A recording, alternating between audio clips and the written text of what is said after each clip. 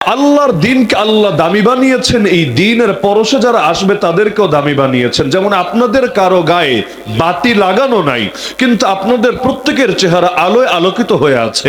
আমিও আপনাদেরকে স্পষ্টভাবে দেখতে পাচ্ছি, আপনারাও আমাকে দেখতে পাচ্ছেন।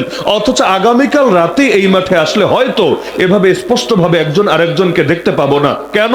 কারণ আমাদের কারো গায়ে যদিও বাতি লাগানো নাই, কিন্তু যেখানে যেখানে বাতি লাগানো আছে আমরা এর কাছে চলে এসেছি, নিকটে চলে এসেছি, পরশে চলে এসেছি।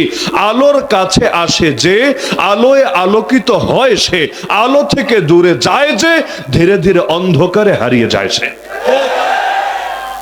যেমন আজকের বাংলাদেশকেও যদি সামনে রাখি, পরিবর্তিত পরিস্থিতিকেও যদি সামনে রাখি, সবার মুখে একটা কথা কমন শোনা যাচ্ছে, নতুন বাংলাদেশ চাই, আমরা বাংলাদেশটাকে নতুন ভাবে গড়তে চাই।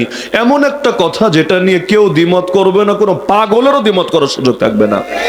কিন্তু চিন্তার বিষয় তো থাকবে এখানে, আলো না আনলে কিন্তু অন্ধকার দূর করা যায় না। এক অন্ধকার দিয়ে কশ্চিন কালো আর এক অন্ধকার দূর হয় না, উল্টো অন্ধকার প্লাস অন্ধকার দুটো মিলে অন্ধকারের মাত্রা আরো বেড়ে যায়। যুলুমাতুম বাদুহা ফাওকা বাদ। সুতরাং আজও যদি কেউ চায় অন্ধকার দূর করবে, এই দেশটাকে নতুন ভাবে আলোকিত করবে, তাহলে তাকে এখানে আল্লাহর দ্বীনের আলো জ্বালাতে হবেই হবে।